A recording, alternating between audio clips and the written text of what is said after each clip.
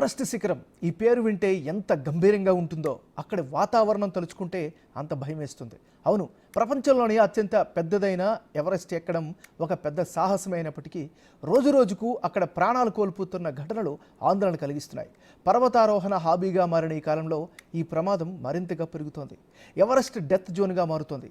ఇంతకీ ఈ డెత్ జోన్లో ఏం జరుగుతోంది?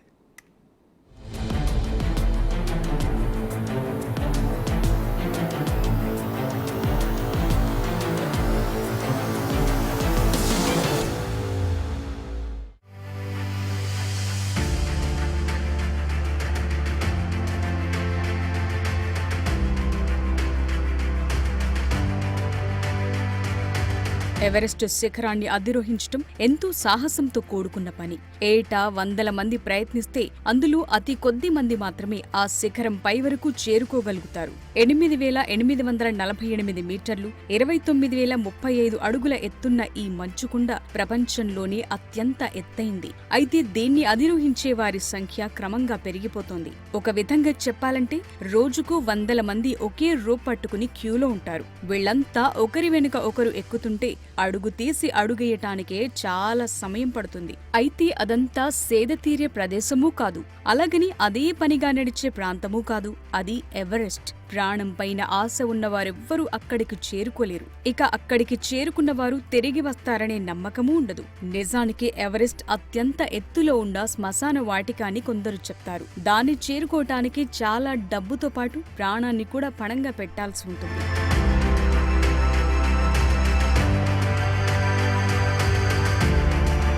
ఎవరెస్ట్ పర్వతం నేపాల్, టిబెట్ మధ్య సరిహద్దులో ఉంది. ఈ శిఖరం ఎక్కాలంటేనే చాలా స్టేజ్లు దాటుకు వెళ్లాలి. దానికి అనేక మార్గాలున్నాయి. అయితే ఎవరెస్ట్ అధిరోహకుల్లో ఎక్కువ మంది సాధారణంగా 2 రూట్లను ఎంచుకుంటారు. అందులో ఒకటి నేపాల్లోని దక్షిణ మార్గమైతే మరొకటి టిబెట్లోని ఉత్తర మార్గం. ఇక ఇటీవల సంవత్సరాల్లో టిబెట్లో అధిరోహణ చాలా ఖరీదైందిగా మారటం, మరింత నియంత్రణ ప్రక్రియ ఉండటం వల్ల చాలా ట్రెక్కింగ్ కంపెనీలు నేపాల్లో పనిచేస్తున్నాయి. అయితే దక్షిణ మార్గంలో అధిరోహించేవారు నేపాల్ రాజధాని కాఠ్మండు నుండి ఎవరెస్టుకు ప్రయాణం మొదలు పెడతారు. కాఠ్మండు నుండి లుక్లా గ్రామానికి వెళ్లి అక్కడి నుండి ఎవరెస్ట్ బేస్ క్యాంపుకు హైకింగ్ ప్రారంభిస్తారు. అయితే ఇది జస్ట్ ప్రారంభం మాత్రమే.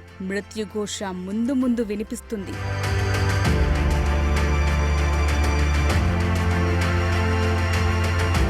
ఎవరెస్ట్ ఎక్కడానికి సమయం దాదాపు 2 నెలలైతే దానికోసం కొన్ని సంవత్సరాల ముందు నుండి ప్రిపేర్ కావాల్సి ఉంటుంది.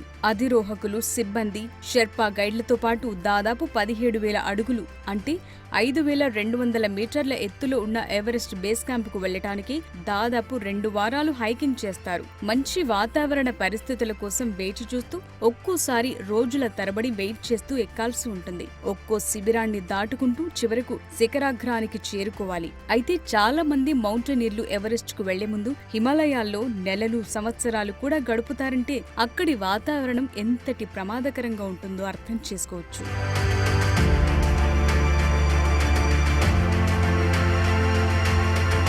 ఇక ఎవరెస్ట్ ఎక్కాలనుకునేవారు శారీరకంగా, మానసికంగా, సాంకేతికంగా సన్నద్ధం కావటానికి ఎంత కాలమైనా పట్టొచ్చు.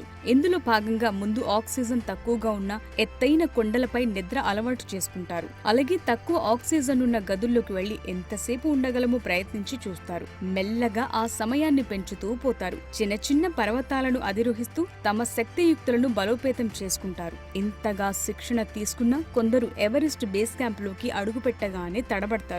వివిధ అడ్డంకుల కారణంగా ప్రాణాలు కోల్పోతుంటారు.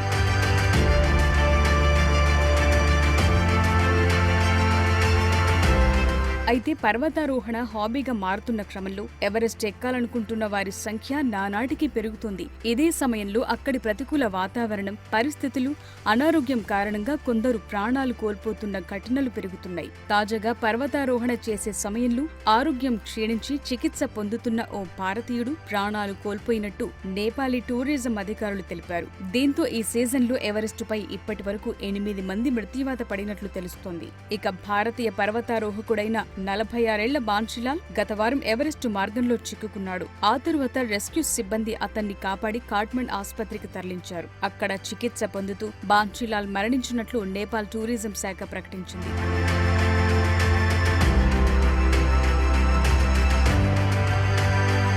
ఇక ఇటీవల బ్రిటన్ కు చెందిన ఓ వ్యక్తి మరో 2 నేపాలీ గైడ్లు కూడా తప్పిపోయారు. వారు కూడా మరణించినట్టుగానే భావిస్తున్నట్టు అధికారులు చెప్తున్నారు. ఇదే సమయంలో గతంలో కంటే ఈ సీజన్లో మృతుల సంఖ్య తగ్గిందని అధికారులు వెల్లడించారు. 2023లో 18 మంది ఎవరెస్ట్ మార్గంలో మరణించినట్టు పేర్కొన్నారు. అయితే ఎవరెస్ట్ పర్వతాన్ని డెత్ జోన్ గా పరిగణిస్తున్నారు. ఈ ఎత్తులో ఆక్సిజన్ స్థాయి తక్కువగా ఉండటం, వాతావరణం అనుకూలంగా లేకపోవటం వల్ల ఎక్కువ మంది అనారోగ్యం బారిన పడుతున్నట్లు తెలుస్తోంది. అయితే నేపాల్ ఎవరెస్టు అధిరోహణకు అనుమతుల మంజూరు తీరు కూడా ఇప్పుడు చర్చనీయాంశమవుతోంది. దీనికి తోడు ఎవరెస్టు మీద వాతావరణ మార్పులపై మరింత ఆందోళన వ్యక్తం చేస్తున్నారు అంతర్జాతీయ పర్యావరణ నిపుణులు.